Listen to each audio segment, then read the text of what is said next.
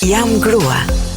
Statusi politik, social, ekonomik dhe kulturor i gruas shqiptare. Jam grua. Përvoja integruese. Balanca sociale dhe gjinore. Jam grua.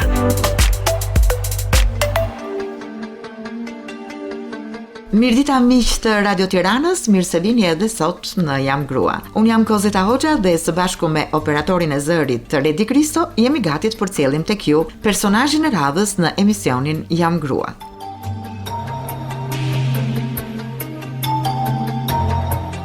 Ajo ka lindur në Elbasan, ka studiuar për gjuhë letërsi në Universitetin e Elbasanit dhe për doktoratur në gjuhësi në Universitetin e Tiranës. Me përvojë të gjatë në mësimdhënie në arsimin parauniversitar dhe universitar, ka punuar si mësuese dhe drejtuese në gjimnazin Daskal Todri në Elbasan. Më pas për 2 vite drejtore e drejtorisë së qarkut të Elbasan, koordinatore e qendrës për edukimin e të rinjve Danida në Elbasan, që nga viti 2006 e deri më sot aksionere dhe administratore e shkollës private Nikola Koperniku, aktualisht edhe pedagoge e lëndës së pragmalinguistikës në Universitetin Aleksandër Mojsiu të Durrësit. Autore e 24 teksteve shkollore, në të cilat përfshihen edhe tekste të gjuhës shqipe dhe letërsisë, disa tekste të qytetarisë së ciklit fillor, që nga viti 2006 e deri më sot, dhe të tjerë tekste të gjuhës shqipe në ciklin fillor dhe atë të mesëm e të lartë. Autore disa votimeve letrare të spikatura për fëmijë, 7 vëllime me tregime e poezi për fëmijë, ku do të veçonin Bëma të Estës dhe Kokos, kolan që pati një numër rekord shitjesh. E martuar me 2 fëmijë, kam kënaqësi të veçantë që sot në studion e Jam Grua, jam me pedagoge në Universitetit Aleksandër Mojsiu Durrës, doktore shkencave në gjuhësi, specialiste në letërsisë për fëmijë, Natasha Shuteriqi Poroçani. Faleminderit, mirë se u gjeta. Përshëndetje dhe mirë se erdhët, kënaqësi vërtet që ju kam në studio. Kënaqësia është për mua, faleminderit që thatë gjithë ato fjalë të bukura. Dhe shpresoj shumë që kjo bisedë të këndshëm sipas kërkesave dhe interesave që ju keni. Jam shumë e lumtur që prezantohem si grua. Për te të qenurit intelektual, profesor, mësues, unë jam nën, jam grua dhe sot koha po kërkon që më tepër se gjithçka tjetër ne të prezantohemi me këtë lloj statusi. Ju faleminderit që e bë të dukshëm këtë lloj statusi timin. Ju në fakt vini nga qyteti i Elbasanit me origjinë. Siç kam një përshtypje që Elbasanlinë në përgjithësi ose studion gjuhë letërsi, ose matematik, ose në përgjithësi janë mësues. A ka të bëjë kjo me normalen e famshme të Elbasanit? Unë mendoj që pikë së pari ka të bëjë me mentalitetin e qytetit. Ne jemi një qytet, kur them ne ju përfshi dhe juve, ne jemi një qytet që përgjithsisht e ka dashur shumë arsimin. Jo thjesht për arsyen që është normalja e Elbasanit aty, por unë mendoj që jo rastësisht normalja lindi në qytetin, u vendos të ndërtohej në qytetin e Elbasanit, sikurse mendoj që jo rastësisht emra të mëdha të gjuhësisë dhe të pedagogjisë kanë ardhur nga qyteti ynë. Nuk është ndoshta nevoja ti përmend të gjithë, po disa më të spikaturit, Xhuvani, Mahir Domi, Ylli Popa, akademiku i famshëm, pra këto nuk kanë ardhur rastësisht. Me këtë dua të them që fakti që një pjesë e mirë studiuesish, mësuesish dhe emra të mëdhenj që kanë dhënë kontribute të jashtëzakonshme në fushën e arsimit vinë nga qyteti i Elbasanit, përkon me mentalitetin arsimdashës të qytetit dhe me kontributin e individëve që kanë dalë nga normalja e Elbasanit. E dini që ndryshe qyteti i Elbasanit është quajtur qyteti i dijes? Mund vjen shumë mirë dhe ndërkohë që e thoni këtë, vërtet që emocionohem. Në qendër të qytetit, ju e dini, është një monument fantastik i kushtuar mësuesve tanë. Mësuesve që kanë dalë nga qyteti, është ndoshta, po është monumenti i vetëm në tipologjinë e tij në Shqipëri, dhe sigurisht që është qyteti i dijes, sepse këtë e pason edhe Universiteti Aleksandër Xhuvani në Elbasan, një vatër që nxjerr vazhdimisht mësues të cilët shkojnë gjithë Shqipërinë. Mos harrojmë që Normalia ka nxjerr mësues të cilët kanë shkuar deri në Kosovë dhe në vise të tjera ku janë shqiptarë janë vendosur atje. Dhe unë kam kënaqësinë dhe kënaqërinë kur her pas here në për mediume apo konferenca të ndryshme takoj kolegë, mësues të cilët thonë origjina ime është Normalia e Elbasanit dhe më vonë shkolla pedagogjike sigurisht. Ju vetë çfarë keni trashëguar nga Elbasani?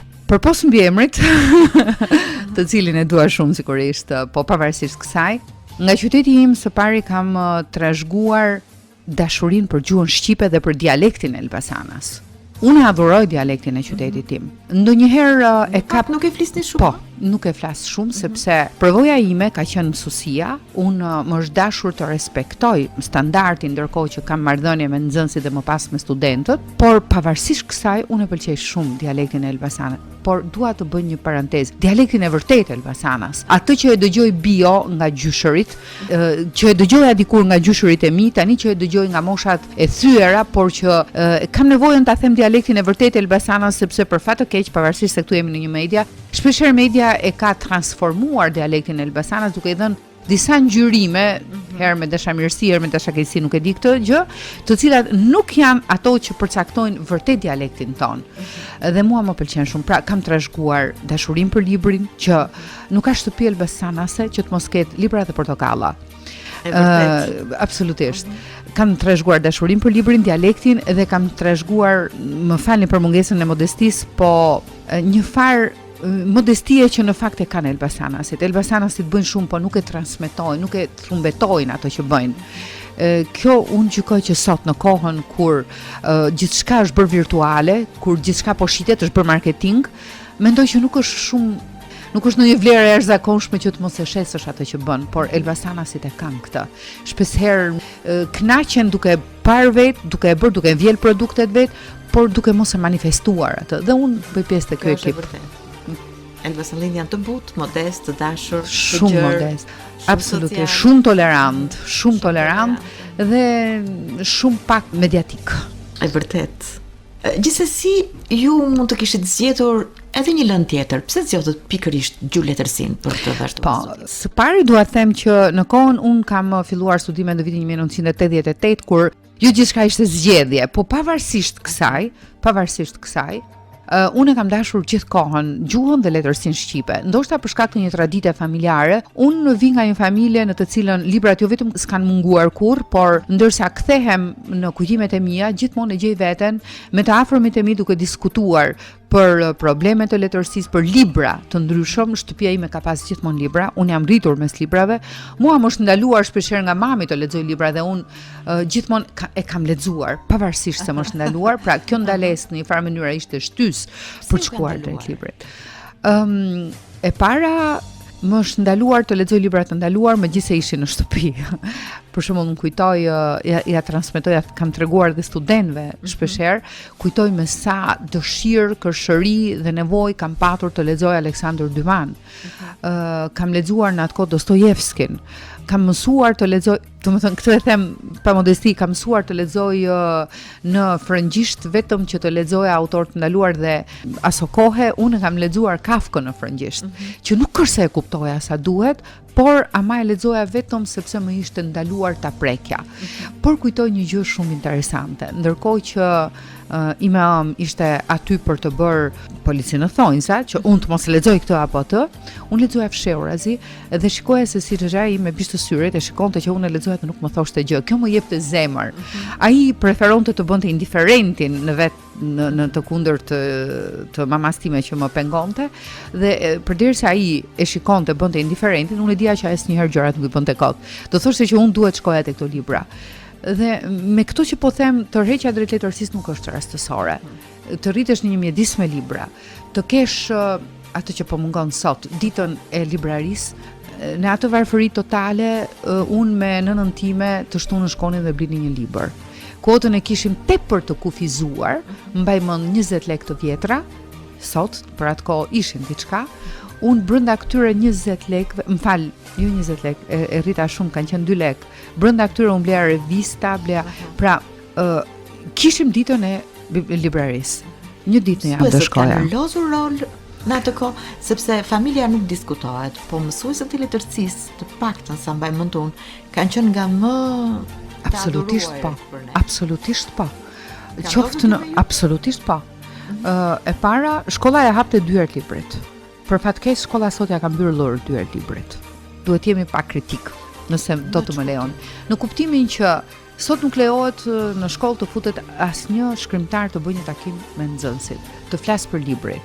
Për arsye që janë administrative, po shkolla për fat të keq sot ja ka mbyllur dyert librit.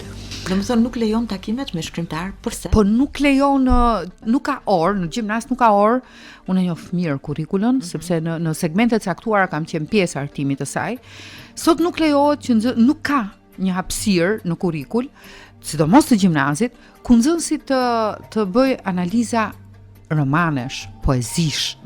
Këto të fragmentarizuara janë futur në kurrikul, por jo libra autor, siç kemi bërë ne. Me çfarë argumenti? Argumentet janë sa kurrikular, aq jo kurrikular.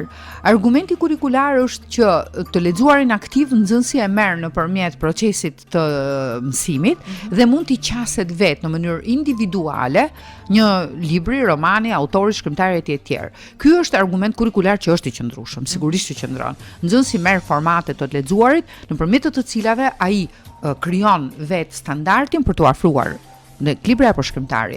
Mirë po, nga ana tjetër mendoj që nëse do kishte tavolina të rrumbullakta, ku studentët dhe nxënësit të diskutonin, studentët e bëjnë, po nxënësit të mund të diskutonin në grup, në riminiscencë të klubeve të librit që kemi patur ne një herë një kohë, biseda do ishte akoma më produktive dhe qasje do ishin më afër të vërtetës, sepse letërsia gjithmonë tenton të shkojë drejt argumentit të së vërtetës. Arsyet pastaj jo kurrikulare kanë lidhje me manipulimin, me luftën kundër korrupsionit etj. Gjëra që për mua unë i përkas kësaj fushë dhe nuk marr përsipër ti argumentoj ato. Dhe për t'ju kthyer pyetjes suaj, mësuesit në shkollën time, në shkollim, përgjatë gjithë shkollimit tim, mësuesit dhe pedagogët kanë qenë ndikim jashtëzakonshëm. A kanë shkollat biblioteka sikur se ka pasur gjithmonë? Po sigurisht që kanë biblioteka. Shkollat kanë biblioteka, nxënësit janë të orientuar të shkojnë drejt bibliotekave.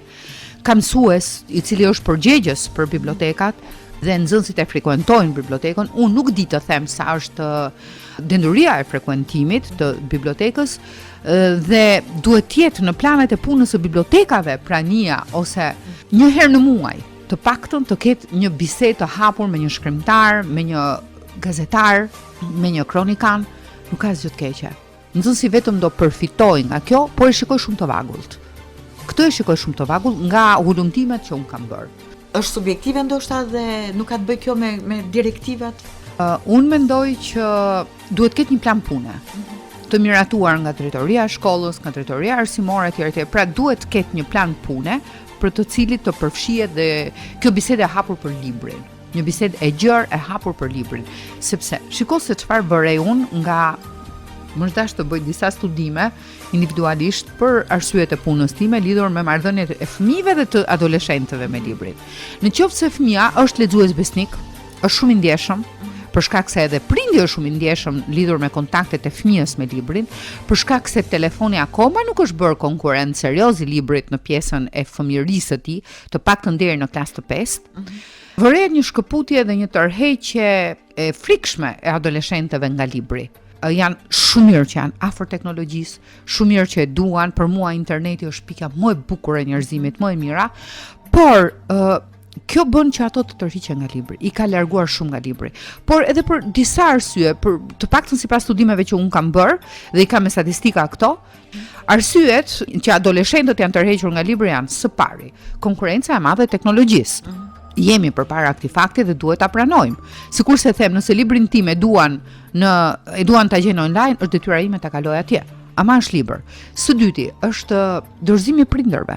Komuniteti dhe jo vetëm prindërit, po këtu flas komuniteti në tërësi kur për fat të keq përfshirë dhe mësuesit, janë dorëzuar përpara kësaj konkurrence. Së treti është mjedisi që adoleshentët po frekuentojnë sot. Mjedisi që adoleshentët qoftë në familje, qoftë në rrjete sociale e ka larguar atë nga libri. Nuk janë shumë paqëstor me librin, këto mjedise që këto adoleshentë po frekuentojnë.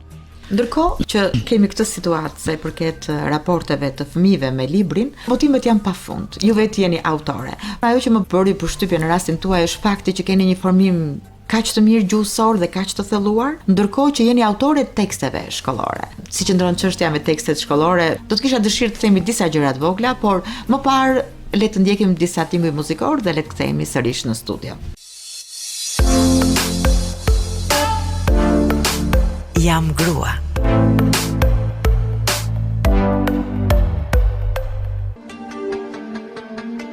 Jemi rikthyer sërish në studio të nderuar miq, jemi në emisionin Jam Grua si çdo të premte ora 12:05, jam në studio me pedagogen e Universitetit Aleksandr Mohisiu të Durrësit, zonjën Natasha Shuteriqi Poroçani, autore tekste shkollore, autore botimesh për fëmijë.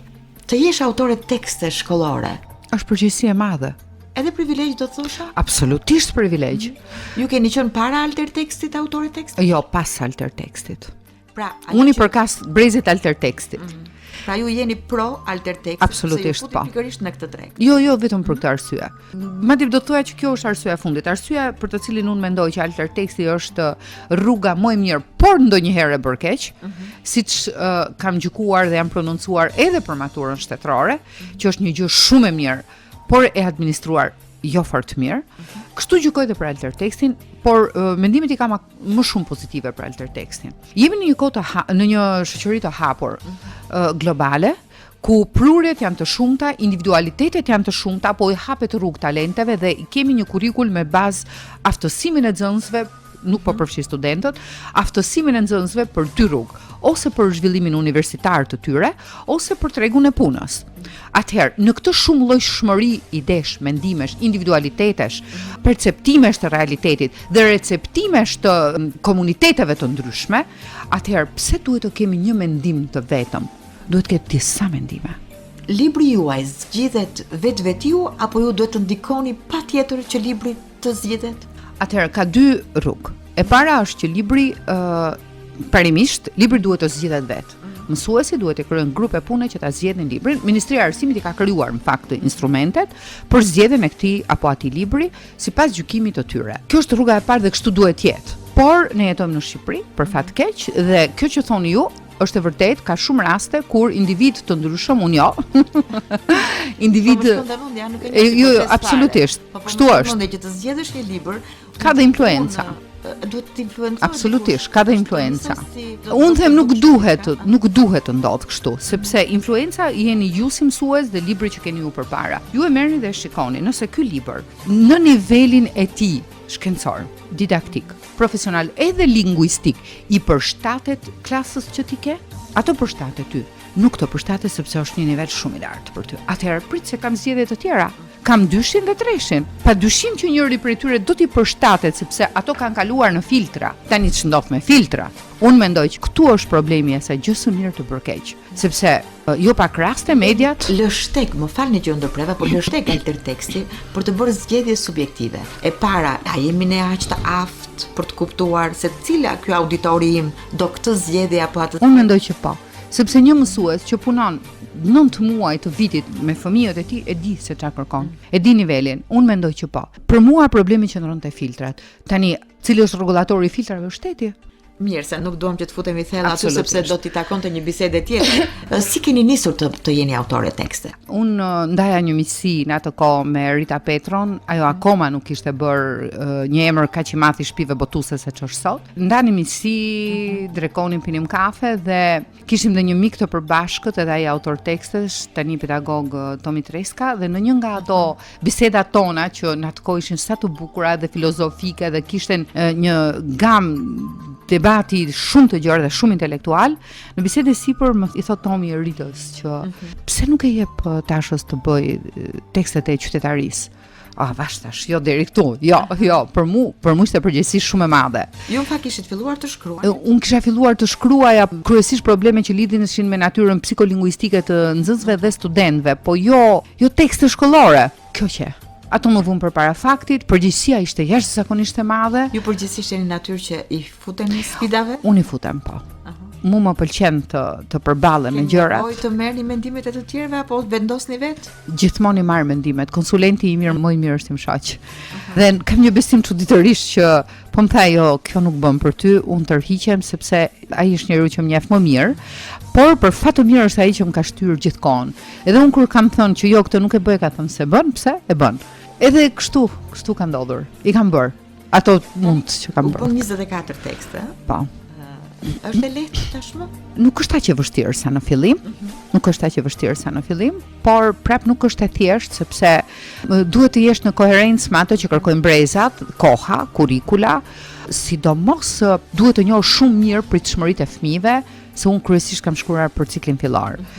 Por kanë qenë disa faktorë jashtë tekstual që më kanë ndihmuar. Kanë qenë fëmijët e mi që e kam patur në atë moshë, tani janë nipërit fëmijët e vllajt tim që i kam nipërit në këtë moshë që më ndihmojnë. Unë kam shumë të afërt marrëdhënien me to. Një marrëdhënie me fëmijët. Për gjykimin tim po. Shkruan për fëmijët. Për gjykimin tim po. Ato të konkurrojnë. Sfida më e madhe është gjuha.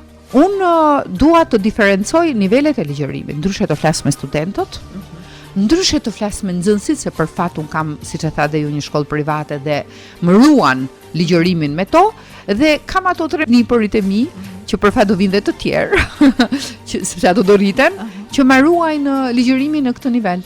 Unë e kuptoj faktin që ju jeni autore tekstesh shkollore, për vetë kualifikimin tuaj, doktoratura në gjuhësi, studiuar për këtë dek, thelluar me të tjera trajnime, të tjera konferenca. Nuk e kuptoj botimet për fëmijë. Është dashuri. Është dashuri. Në fakt kisha tentuar të shkruaja për të rritur përpara shumë vitesh, sigurisht nga gjimnazi. Do të tregoj një nëse kemi hapësirë kohore, një gjë shumë të shkurtër dhe shumë të bukur.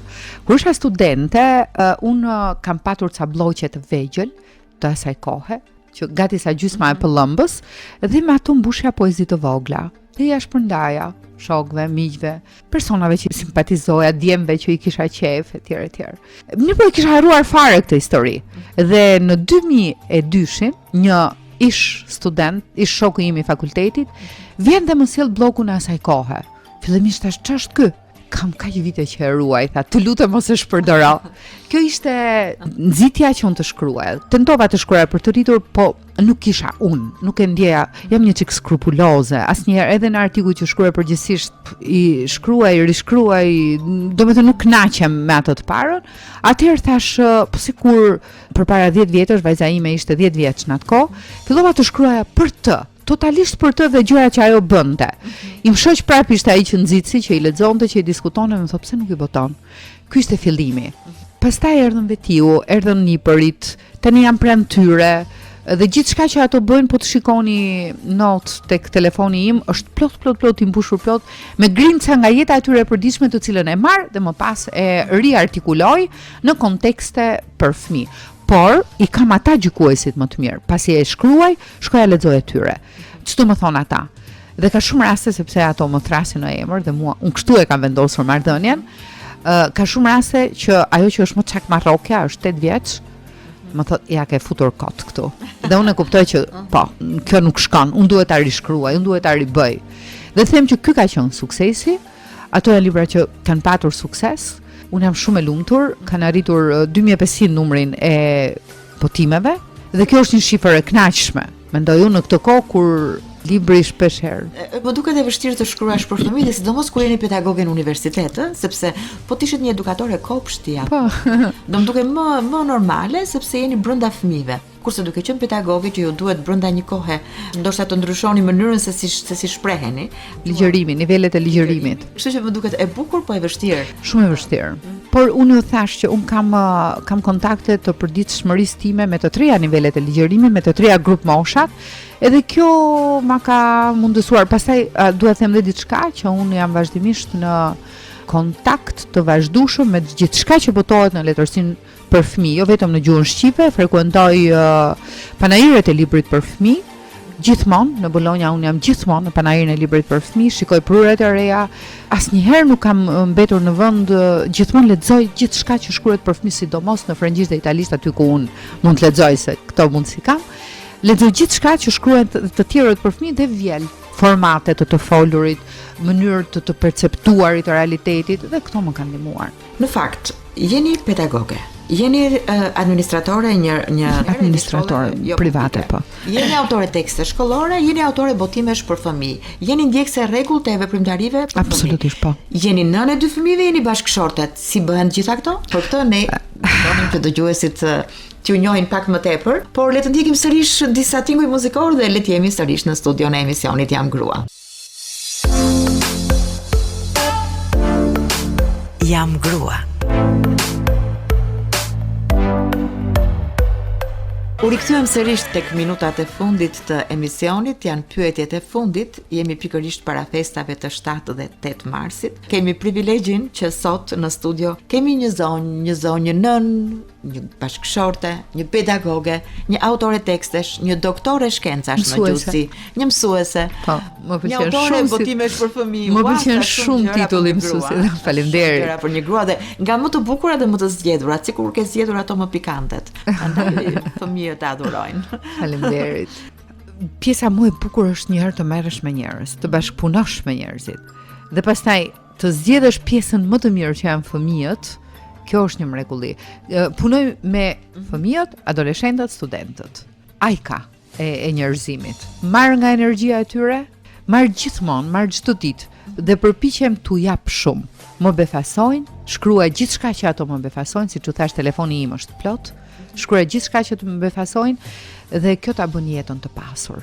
Profesionalisht jo vetëm, se profesioni është një gjë, po shpeshherë më pyesin tani që fëmijët nuk janë, si është dita jote? Plot është prap. Njeriu duhet të di ta mbush. Ju e mbushni me punë. Me punën, me marrëdhëniet, me njerëzit, me Kam përshtypjen që në një farë moshe je më fokusuar te puna, sesa në ato fillime kur jemi më po të rinj. po patjetër, sepse fëmijët duan aty, kërkojnë mendimin tënd. Nuk duhet mungosh siç mungova unë, ndërsa tani është më e lirë. Energji më shumë për punë, edhe zgjuarsi më shumë për punë, edhe të kuptuarit të gjërave më mirë. Mendoj që po. Është pjekuria që njeriu piqet, njeriu bëhet kur i kalon në disa vite, ti fillon dhe jep atë që ke grumbulluar, dhe ndoshta jemi pikërisht në këtë fazë, që po japim atë që kemi grumbulluar.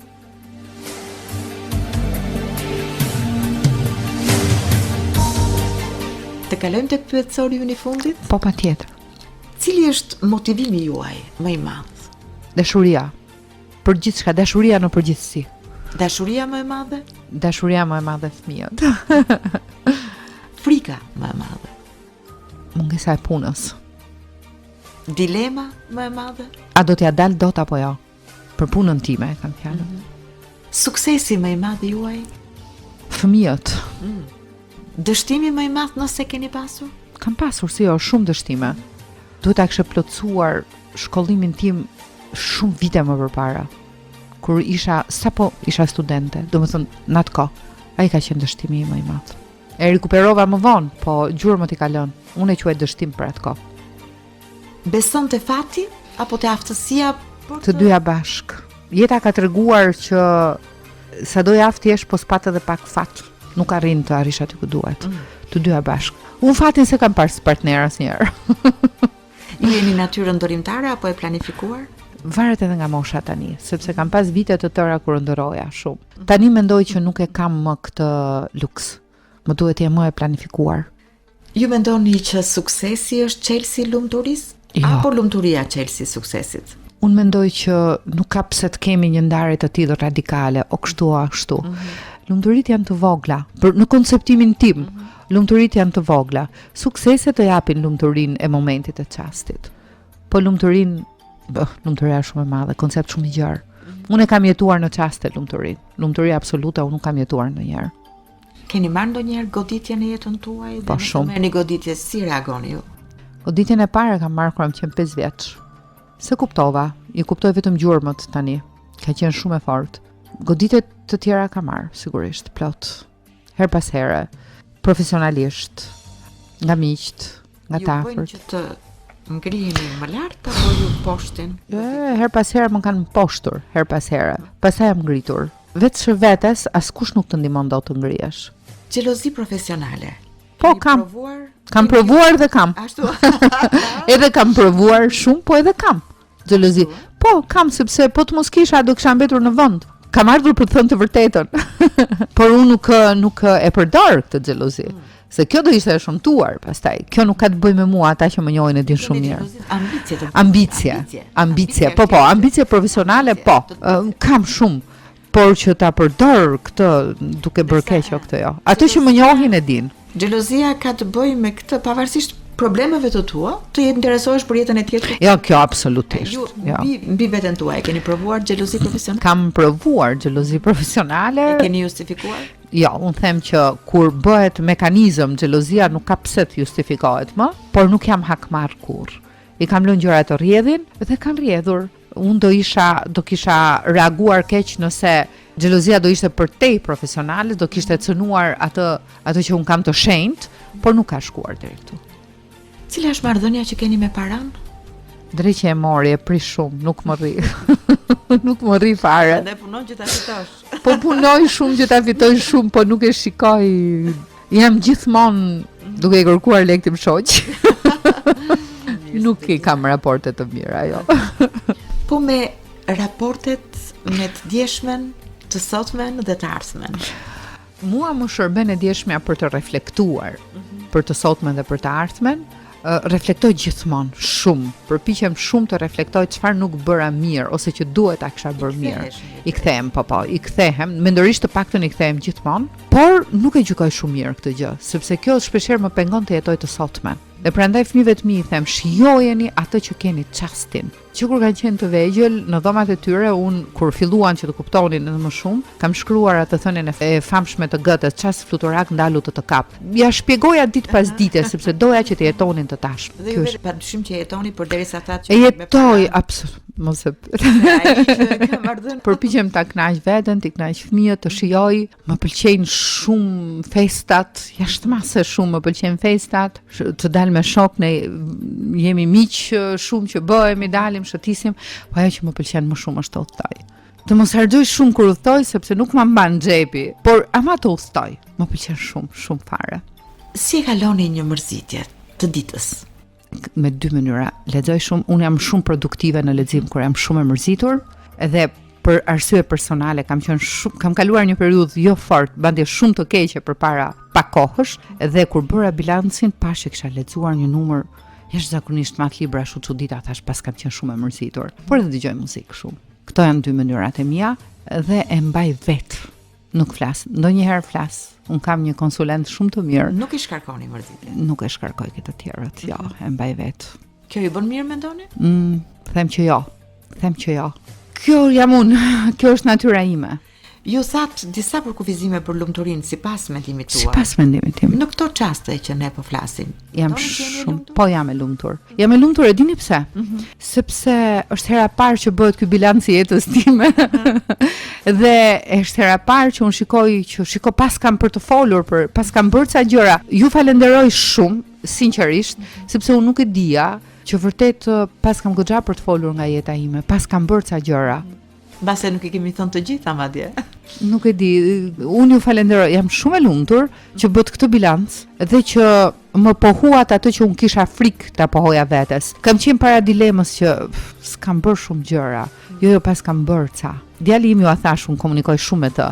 Dhe herë në fundit që kam dar dilemën me të, s'kam bërë ndonjë gjë, më ka thënë, "Mam, na ke bërë ne dhe ke bërë një gjë të bukur." Dhe kujtoja që deri këtu ishte. Po në fakt pas kam bërë ca gjëra dhe unë për këto ju falenderoj shumë dhe jam shumë e lumtur. Ishte një kënaqësi e veçantë që ishit sot në emisionin Jam Grua, një vlerë e shtuar e këtij emisioni. Ju falenderoj shumë, gjithashtu ju përgëzoj për këtë nismë. Është koha që duhet të interesohemi më shumë për gratë. Duhet. Gëzuar 7-8 marsin. Faleminderit edhe juve. Gëzuar edhe 7-8-ën. Faleminderit shumë, të nderuar miq, ishte edhe për sot emisioni Unë Jam Grua. Unë ju falenderoj shumë që na ndoqët. Natyrisht ju uroj si çdo të premte të kaloni një fundjavë të mrekullueshme. Miru dëgjofshim. Jam Grua. Statusi politik, social, ekonomik dhe kulturor i gruas shqiptare. Jam Grua. Përvoja integruese. Balanca sociale dhe gjinore. Jam Grua.